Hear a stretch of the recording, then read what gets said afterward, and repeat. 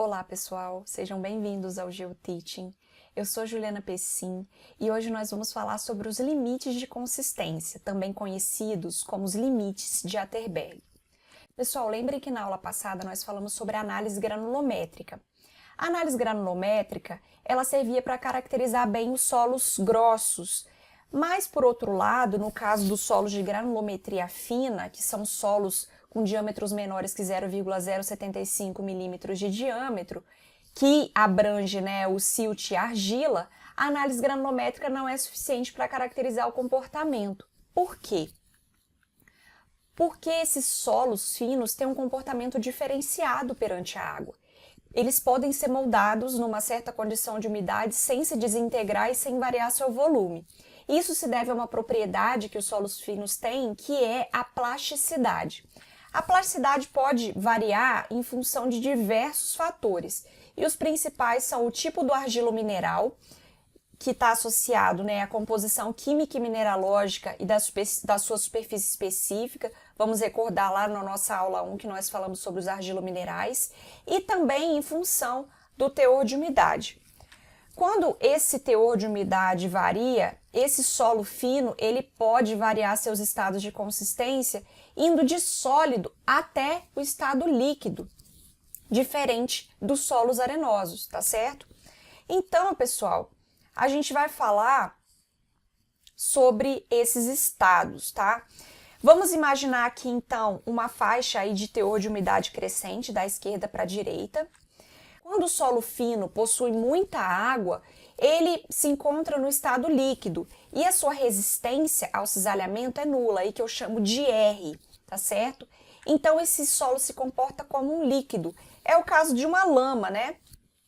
Esse solo não apresenta resistência ao fluxo e ele flui com facilidade.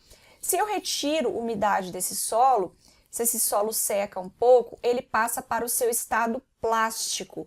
Nesse estado plástico, o solo pode ser moldado sem se desintegrar e sem variar de volume. Isso se deve à chamada plasticidade.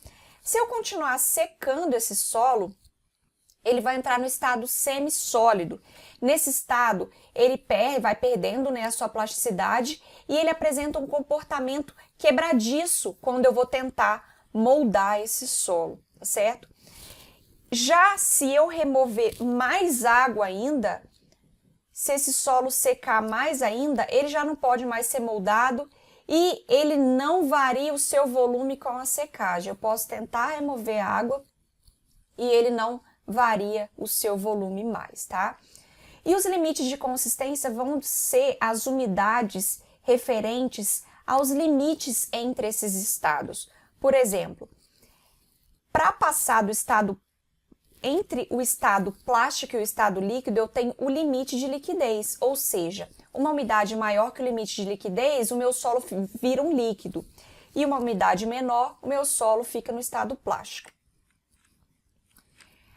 Já entre os estados semissólido e plástico, eu tenho o limite de plasticidade, ou seja, uma umidade acima, o solo está no estado plástico, e uma umidade abaixo, ele está no estado semissólido, ele começa a fissurar, tá? E a umidade entre o estado sólido e o semissólido é o nosso limite de contração, ou seja, abaixo dele o solo não contrai mais, o solo não diminui mais de volume e o solo se torna sólido. Acima, o solo passa a ter comportamento semissólido, tá ok, pessoal? Nos estados semissólido, plástico e líquido, o solo está saturado, ou seja, os seus vazios estão preenchidos por água.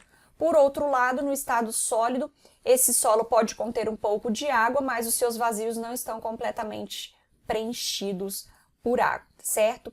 Agora vamos analisar a relação entre o teor de umidade e o volume do solo, tá? Então, eu tenho esse gráfico que vai indicar a variação de volume nos diferentes estados. No estado líquido eu tenho muita água, as partículas estão soltas, então eu tenho uma resistência ao cisalhamento nula e o solo se comporta como um líquido. Se esse solo vai perdendo umidade, ele passa para o estado plástico, as partículas começam a ter contato umas com as outras e eu passo a ganhar resistência, tá? Já no estado semissólido, eu perco mais água ainda, tá? As partículas estão mais em contato, eu aumento a resistência do meu solo, tá certo? E assim, do estado líquido para o semissólido, com a diminuição do teor de umidade, eu tenho uma diminuição no volume desse solo. Já quando eu passo para o estado sólido, mesmo que eu reduza a quantidade de água, esse solo já não varia mais de volume, a sua estrutura já está formada. Os solos já estão ali muito próximos e não tem como mais diminuir o volume mesmo eu diminuindo esse teor de umidade, tá certo? Na nossa aula, a gente vai focar nos limites de liquidez e no limite de plasticidade. O limite de contração, ele é menos utilizado e nós vamos nos ater somente ao significado físico dele, tá certo? Então, vamos entender como que funciona o ensaio de limite de liquidez. Ele corresponde ao teor de umidade do solo em que uma ranhura nele feita em uma concha fecha com 25 golpes. A gente usa esse aparelho da foto, que é também conhecido como o aparelho de Casagrande, tá? Primeiramente, a gente prepara a amostra de acordo com a NBR 6457. Secamos essa amostra ao ar até próximo da sua umidade higroscópica, desmanchamos terrões e homogeneizamos a amostra. Em seguida, a gente toma uma fração dessa amostra e passa na peneira 40, que é a peneira com abertura de 0,42 milímetros, de modo a ter 200 gramas de material passado, tá? E o ensaio LL em si, ele é regido pela NBR 6459. Ele deve ser feito no ambiente climatizado de forma a evitar a perda de umidade do solo. Então, para fazer o LL, eu tomo 100 gramas do material que passou na peneira 40. Em seguida, eu coloco esse material numa cápsula de porcelana, adiciono água destilada em pequenos incrementos e vou mexendo vigorosamente, revolvendo esse solo por 15 a 30 minutos. Quanto mais argiloso o solo, maior o tempo que você tem que mexer esse solo. E o primeiro ponto que você vai obter de umidade, ele deve ficar perto de 35 golpes. Isso vocês vão entender mais pra frente, tá? Eu transfiro esse solo para a concha do aparelho de Casagrande, de modo que a espessura na parte central da concha seja de cerca de 10 milímetros. Em seguida, passamos o cinzel no meio da concha para abrir a ranhura, tá?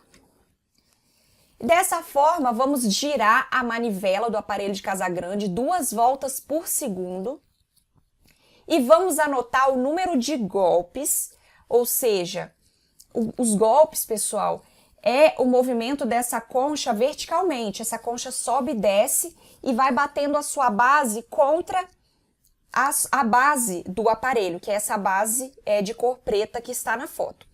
Então, eu vou girando essa manivela e anoto o número de golpes para as bordas inferiores dessa ranhura se unirem ao longo de 13 milímetros, mais ou menos, tá? Lembrando que existem aparelhos que são automáticos, que eles vão dando esses golpes, levantando, subindo e descendo a concha automaticamente, tá? E não precisa da manivela. Quando o material se uniu lá na ranhura, eu coleto imediatamente esse material das bordas que se uniram para determinar a umidade, tá? Então, assim eu tenho o meu primeiro ponto. Transfiro o restante dessa massa de solo para a cápsula de porcelana, lavo, enxugo a concha e o cinzel. Em seguida, eu vou pegar o meu segundo ponto. Adiciono um pouquinho de água destilada e homogeneizo essa amostra por pelo menos 3 minutos com a espátula, tá? Repito as operações, né? Passo o material lá na concha, abro a ranhura, meço o número de golpes e meço a umidade. E eu tenho que obter pelo menos mais 3 pontos de ensaio. E esses pontos devem cobrir o intervalo de 35 a 15 golpes. Então, como é que isso funciona? Eu ploto um gráfico, teor de umidade versus número de golpes. Lembrando, pessoal, que esse número de golpes deve ser plotado em escala logarítmica, tá? Então, o meu primeiro ponto, lembra que ele devia ser perto de 35 golpes? Por quê? Porque como a norma estabelece que esses pontos têm que cobrir de 35 a 15 golpes, tem que começar com uma umidade mais baixa. Com isso, para obter um número de golpes maior. Depois, eu vou adicionando umidade e o número de golpes vai descendo, tá certo? Então, imagino, quanto mais umidade tem esse solo, menor vai ser o número de golpes para fechar essa ranhura. Então, eu fui lá, plotei meu primeiro ponto, deu perto de 35 golpes, depois plotei meu segundo ponto, terceiro ponto, quarto ponto, quinto ponto e as suas umidades respectivas. Traço uma reta aproximando esses pontos e, através dessa reta, eu vou identificar o teor de umidade referente a 25 golpes, que vai corresponder ao meu limite de liquidez, que nesse caso deu 16%. Tá certo, pessoal? Agora vamos aprender sobre o limite de plasticidade. O limite de plasticidade ele corresponde ao teor de umidade do solo correspondente ao início do fraturamento de um cilindro de 3 milímetros de diâmetro. Ele é regido pela norma NBR 7180. Da mesma forma que o ensaio de LL, esse ensaio deve ser feito em ambiente climatizado para evitar perda de umidade. Tomo 100 gramas do material que passou na peneira 40. Parecido com LL, eu vou adicionando água destilada aos poucos nesse material e mexo de 15 a 30 minutos. Esse solo deve ficar homogêneo com uma consistência plástica, uma consistência ali pastosa, tá? Com aproximadamente 10 gramas de material, eu faço uma bolinha com as mãos. Em seguida, eu rolo essa bola contra uma placa de vidro fosca para formar o cilindro padrão, que deve ter 3 milímetros de diâmetro e 100 milímetros de comprimento. Quando esse cilindro fissurar com essas dimensões, tá? Essas dimensões padronizadas, eu coleto o material para determinar a umidade. Lembrando, pessoal, se vocês rolaram o cilindro, ele ficou na dimensão padrão, mas não fissurou, tem que começar o procedimento de novo. E outro ponto, se você rolar o cilindro e ele fissurar antes de formar a dimensão padrão, tem que adicionar um pouco mais de água e começar de novo, tá? Então, o limite de plasticidade vai ser aquela umidade em que o cilindro racha, que o cilindro fissura com essas dimensões padrão, tá certo? Eu vou repetir as operações de modo a obter pelo menos 3 valores de umidade. E esses valores devem divergir, devem se diferenciar apenas no máximo 5% da média. Então, feito isso, eu tenho o meu limite de plasticidade. Tá certo, pessoal? E existem alguns índices relacionados aos limites de liquidez e ao limite de plasticidade. Um deles é o índice de plasticidade. Esse índice indica a faixa de teor de umidade em que o solo se encontra plástico, que é lá o LL e o LP, tá certo? Quanto maior essa faixa plástica, quanto maior o meu IP, mais plástico será o solo e também mais compressível, porque se ele tem uma capacidade maior de absorver água, ele vai ser mais compressível. E a areia, pessoal, é um material não plástico, tá? A areia pura não tem plasticidade e a gente identifica como NP, tá? Aí tem uma tabelinha relacionando a plasticidade e o IP. Quando o solo apresenta um IP de 1 a 7, ele é fracamente plástico, de 7 a 15, medianamente plástico e maior do que 15, altamente plástico, tá? Um outro índice, o índice de consistência. Esse índice, ele vai indicar a consistência do solo em função do seu teor de umidade natural, ou a posição relativa dessa umidade aos limites de mudança de estado. Então, o índice de consistência vai ser o LL, menos a umidade natural, que eu chamo de WNAT, sobre o IP, que é o índice anterior que nós falamos, a faixa de umidade em que o solo se encontra plástico, tá? Quanto maior esse índice de consistência, maior a resistência à compressão da argila. Então, vamos supor, pessoal, que um solo está com a sua umidade muito mais baixa do que o limite de liquidez, ou seja, ele está muito longe do seu estado líquido. Então, a consistência vai ser mais alta, esse solo vai ser mais resistente. Agora, por outro lado, se eu estou com uma umidade natural muito próxima do meu estado líquido, eu vou ter um índice de consistência muito baixo, tá? Indicando que eu tenho material de baixa resistência. Então, vamos lá para as relações. Com um índice de consistência menor do que 0, eu tenho material muito mole, de consistência muito mole. De 0 a 0,5 mole. De 0,5 a 0,75, um material de consistência média. De 0,75 a 1, rija. E maior do que 1, uma consistência dura. Então, percebam que a resistência à compressão vai aumentar quanto maior o índice de consistência. E um terceiro índice é o índice de atividade das argilas. O que esse índice vai indicar para a gente?